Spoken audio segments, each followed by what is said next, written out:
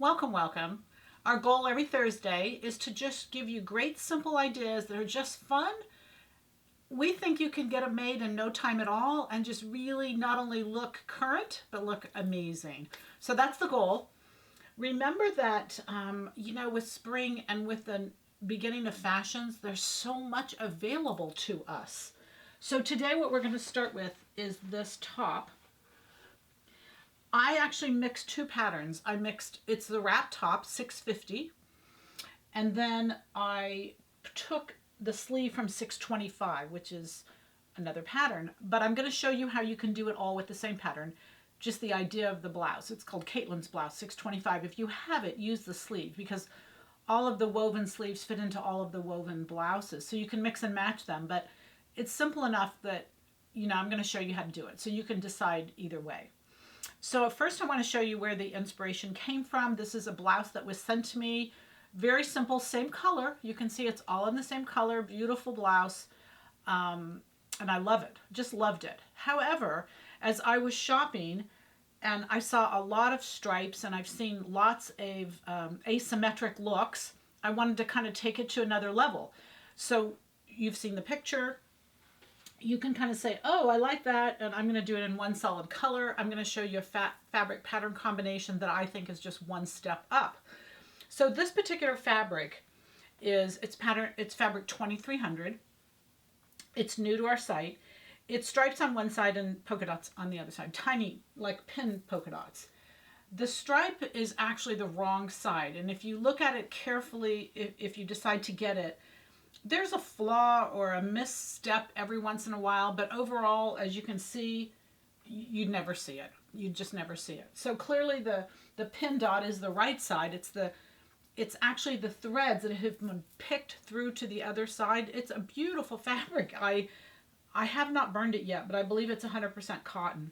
And working with it, it sews beautifully. So you can see that the one side that is wrapped is shorter than the other side, but also you'll notice that it's wrapped all the way to the side. Typically a wrap doesn't go past the dart, which is 4 inches from center front. It just stays there. But this particular wrap, and you saw in that photo, it's wrapped all the way to the side, and so some extension needs to be added. And so I'm going to show you the pattern work first, and then I'm going to show you the placement on the fabric because I really had fun with that. So this was just really a fun top to do. So we're going to start, and I think we've got some close-ups in here, but I'm going to show you as if we do not. You're going to take the front of the pattern and you're going to start with tracing it. And you can see there's my trace. I added 3 inches in length to all of my pieces. That would be the front, the back, and the side back. To those pieces, I added 3 inches all the way across the board. Then in order for this wrap to reach past the princess seam, I added 4 inches. And that's here. And then I redid the front drape, I'm going to call it, the curve. And I'm going to give you the numbers that I used on my French curve. And then you could do anything. It's all styling. How this crosses is all styling, but I'm going to give you the numbers I used. I started here at the neck edge and I went 5 to 17, which is this edge of the curve. And then right about that notch where the tie is on the pattern, it's marked. I switched it and I went 17 to 4. So I switched it up. I went this way, sorry. 17 to 4 or 5. 17 to 4, sorry. Okay, so those are the numbers. You might have to replay to hear it again. So I went out 4 inches. I had added my 3 inches and then I connected it. That's all. That's it.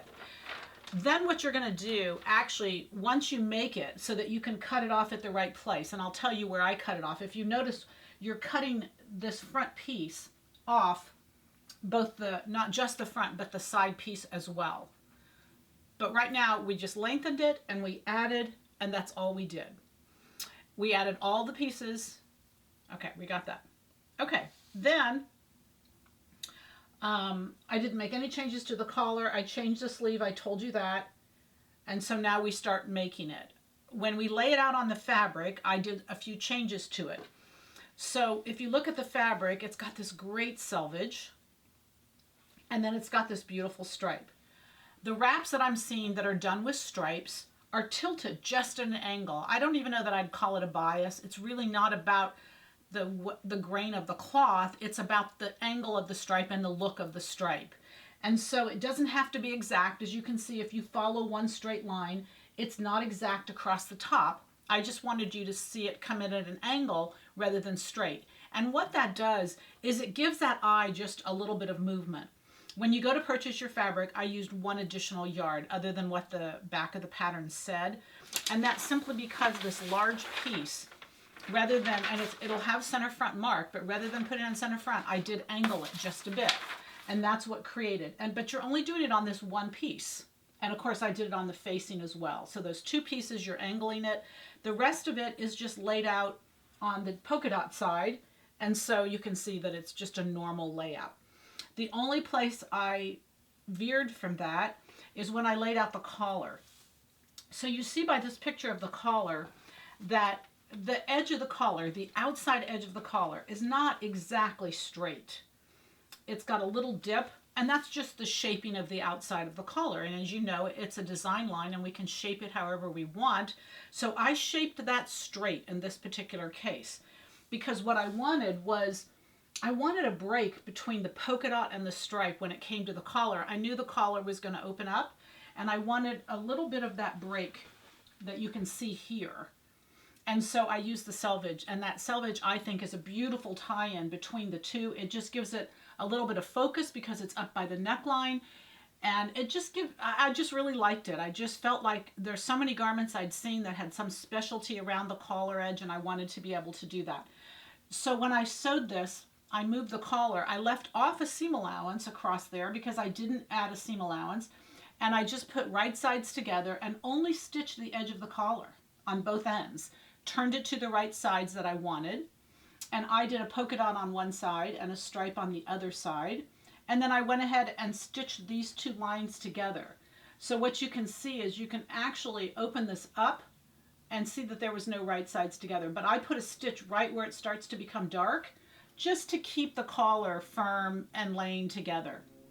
Then I went ahead and finished the neckline edge exactly the same, turning your 3/8 of an inch in and then edge stitching it onto the shirt itself. That was done the same way. But when I did the collar, because I had left off a seam allowance because I wanted the selvage to be at the edge, and if you're not familiar with how this collar is done, this portion that I'm saying to you might be a bit confusing because I'm really referring it to those who have done the pattern and who are familiar with how the collar works and how it is put onto the garment.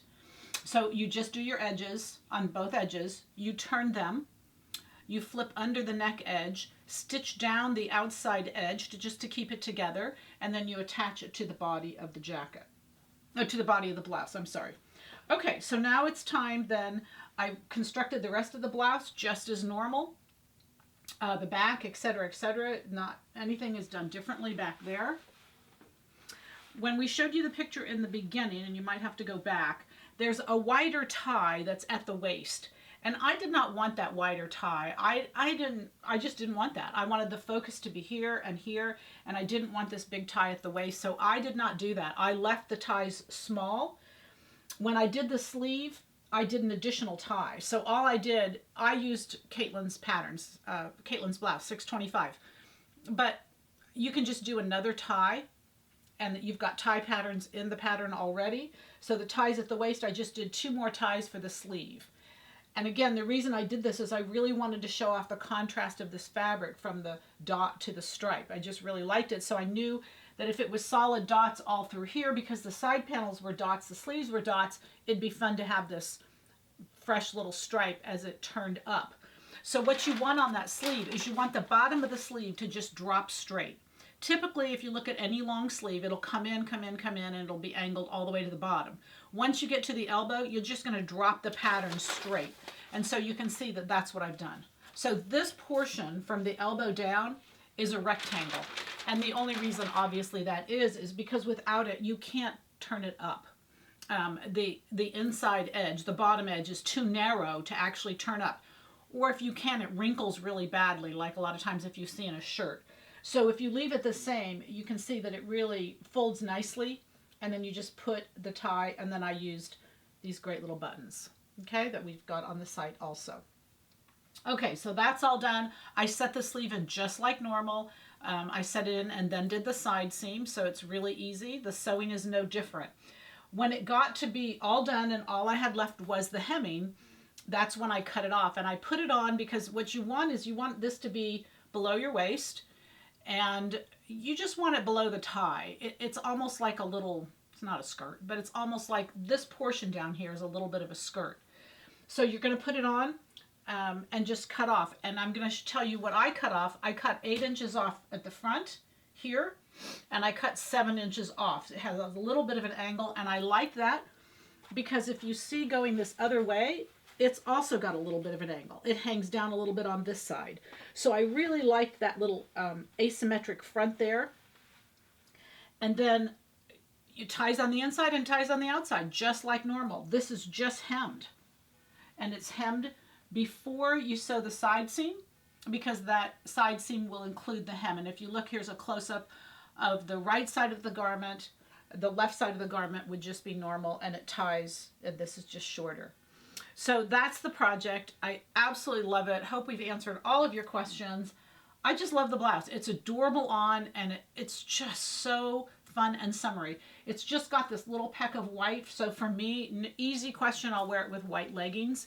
And your rear end's covered. That's why I added the length, because I wanted, you know, as I thought ahead, I thought, okay, I want those leggings covered, but I want to wear white leggings because it's so cute. You could easily wear it with denim leggings as well, black leggings. I mean, those are all great options, but I really wanted to give it a summer punch. It's a very light fabric. I know you can't feel it, but it's very, very light, and it's a very light cotton. And so I wanted to lighten it with with the lighter color leggings. All right, so you've got it. Again, use 650 and 625 are the two patterns I combined. Use an additional yard of fabric. The fabric number that we used was 2300. And happy sewing from Silhouette Patterns.